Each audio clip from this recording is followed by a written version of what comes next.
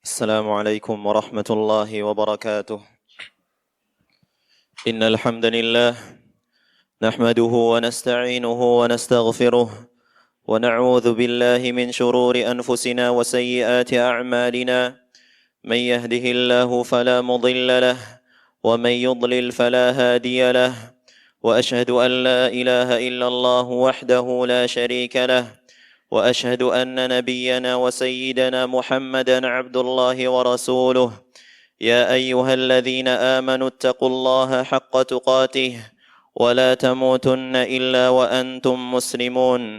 يا أيها الناس اتقوا ربكم الذي خلقكم من نفس واحدة وخلق منها زوجها وبث منهما رجالا كثيرا ونساء، واتقوا الله الذي تساءلون به والأرحام إن الله كان عليكم رقيبا.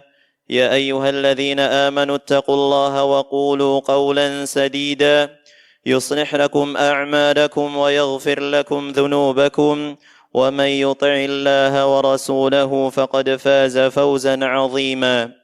أما بعد، فإن أصدق الحديث كتاب الله، وخير الهدي هدي محمد صلى الله عليه وسلم، وشر الأمور محدثاتها، وكل محدثة بدعة، وكل بدعة ضلالة، وكل ضلالة في النار. أمة الإسلام، أوصيكم ونفسي بتقوى الله جل وعلا، فإن هذه الوصية للأولين والآخرين، ولقد وصينا الذين أوتوا الكتاب من قبلكم وإياكم أن اتقوا الله. Ummat al-Islam, di antara tanda diterimanya amal seorang adalah berkelanjutannya di dalam amal itu menuju apa yang dicita-citakannya dan terus bertambahnya kebaikan di dalam kehidupannya. Di antara hal yang membantu istiqamah dan konsistensi itu adalah ketaatan, menjaga hubungan dengan Allah Azza wa Jal di setiap waktunya, agar selalu mendapatkan penjagaan darinya, baik di dunia maupun setelah kematian di akhirat. Dari Abu Abbas, Abdullah bin Abbas radhiyallahu anhuma, ia mengatakan, kuntu khalfan Nabi sallallahu alaihi wasallam yauman, suatu hari aku berada di belakang Nabi yang mulia sallallahu alaihi wasallam. Lalu Rasul bersabda, ya gulam, ihfazillah, inni uallimuka kalimat, ihfazillaha yahfazuk, ihfazillaha tajidhu tujahak, idza sa'alta fas'alillah, wa idza ista'anta fasta'in billah. Wahai anak muda, sungguh aku akan mengajarkan kepadamu beberapa kalimat. Jagalah Allah, niscaya Allah akan menjagamu. Jagalah Allah, maka engkau akan mendapatinya di hadapanmu. Apabila engkau meminta, mintalah hanya kepada Allah.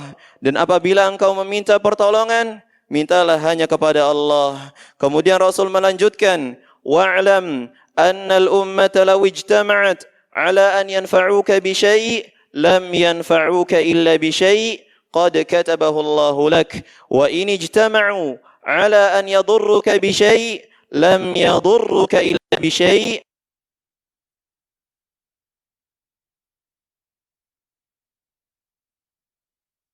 Dan ketahuilah bahwa seandainya seluruh umat berkumpul untuk memberi suatu manfaat, maka tidak akan ada yang mampu memberikan manfaat kecuali apa yang telah Allah tetapkan bagimu. Dan apabila seluruh umat berkumpul untuk memberi satu madarat atau keburukan, maka tidak akan ada yang mampu memberikan madarat atau keburukan tersebut kecuali apa yang telah Allah tetapkan untukmu. Telah diangkat pena-pena dan telah kering lembar-lembar. Ikhwatal iman, hadis yang mulia ini penuh dengan petunjuk dan makna yang luas. Pertama, Nabi SAW memulai sabdanya dengan kata, ya gulam, inni uallimuka kalimat. Wahai anak muda, aku akan mengajarkan kepadamu beberapa kalimat, yaitu kalimat-kalimat yang Allah jadikan bermanfaat bagimu, baik dalam urusan duniamu maupun urusan akhiratmu. Ini adalah pembukaan yang kuat dan menarik perhatian yang mendorong pendengarnya untuk mendengarkan dengan penuh perhatian. Kemudian Nabi SAW bersabda, ihfazillaha yahfazuk. Jagalah Allah, maka niscaya Allah akan menjagamu. Maknanya, jagalah hak-hak dan batasan-batasannya dengan sungguh-sungguh. Komitmenlah di dalam menjalankan perintah dan menjauhi larangannya. Barang siapa yang melakukannya, maka ia termasuk orang yang menjaga batas-batasan Allah dan meraih janjinya berupa kemenangan dan surganya Azza wa Jal. Allah Ta'ala berfirman, هذا ما توعدون لكل أواب حفيظ من خشي الرحمن بالغيب وجاء بقلب منيب ادخلوها بسلام ذلك يوم الخلود. Inilah yang dijanjikan kepadamu, yaitu kepada setiap hamba yang bertaubat lagi patuh. Dialah orang yang takut kepada Zat yang Maha Pengasih, sekalipun dia tidak melihatnya Azza wa Jal, dan dia datang menghadap Allah dengan hati yang bertaubat. Masuklah ke dalam surga dengan aman dan damai. Itulah hari yang abadi. Umat al-Islam, sesungguhnya hal terpenting yang wajib dijaga dari batasan dan hak-hak Allah Azza wa Jal adalah menjaga tauhid dan memurnikannya dari segala bentuk kesyirikan. Tauhid merupakan pondasi dan penopang agama. Tanpa tauhid tidak ada pahala atas amalan yang diharapkan, dan dengan tauhid harapan dan cita-cita tidak akan sia-sia. Allah Ta'ala berfirman, وَلَقَدْ أُوحِيَ إِلَيْكَ وَإِلَى الَّذِينَ مِنْ قَبْلِكَ لَئِنْ أَشْرَكْتَ لَيَحْبَطَنَّ عَمَلُكَ وَلَتَكُونَنَّ مِنَ الْخَاسِرِينَ بَلِ اللَّهَ فَاعْبُدْ وَكُنْ مِنَ الشَّاكِرِينَ. Dan sesungguhnya telah diwahyukan kepadamu wahai Muhammad dan kepada nabi-nabi sebelummu, jika kamu menyekutukan Allah, maka akan terhapuslah amal-amalmu dan engkau akan termasuk orang-orang yang merugi. Karena itu, hendaklah Allah saja yang engkau sembah dan jadilah orang-orang yang bersyukur. Ummat al-Islam, hal terpenting lainnya yang wajib dijaga setelah tauhid adalah menjaga salat. Salat merupakan tiang agama. Salat merupakan tiang agama Islam dan amalan pertama yang akan dihisab oleh Allah Jalla wa Ala di hari kiamat kelak. Allah Ta'ala berfirman, "Hafidhu 'ala as-salawati was-salatil wusta wa qumu lillahi qanitin." Peliharalah semua salatmu dan peliharalah salat wusta. Berdirilah untuk Allah dalam salatmu dengan keadaan khusyuk.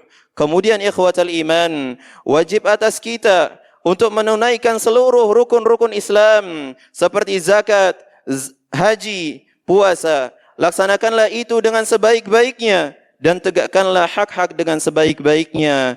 Ma'asyiral mu'minin rahimakumullah. Adapun sabda Nabi yang mulia sallallahu alaihi wasallam selanjutnya, yahfazuk. Niscaya dia akan menjagamu. Maknanya adalah Allah akan menjagamu dalam urusan agamamu dan urusan duniamu. Karena al-jaza' min jinsil amal. Balasan itu sejenis dengan amal perbuatan. Allah Ta'ala berfirman, wa awfu bi'ahdi ufi bi'ahdikum. Penuhilah janjimu kepadaku, niscaya aku akan penuhi janjiku kepadamu. Umat al-Islam, penjagaan Allah kepada setiap hambanya terbagi menjadi dua. Yang pertama dan yang ini paling mulia, penjagaan Allah terhadap hambanya dalam urusan agamanya dan keimanannya, serta dalam mengikuti sunnah Nabi yang mulia sallallahu alaihi wasallam. Allah akan menjaganya selama hidupnya dari syubhat yang menyesatkan dan dari syahwat yang diharamkan. Allah menjaga dirinya dari segala sesuatu yang dapat merusak agamanya dan menjaga dirinya saat menjelang kematiannya dengan mewafatkannya di atas iman dan di atas sunnah. Adapun jenis yang kedua, penjagaan Allah dalam urusan duniawinya seperti menjaga dirinya, menjaga anak-anaknya, menjaga keluarganya, menjaga hartanya.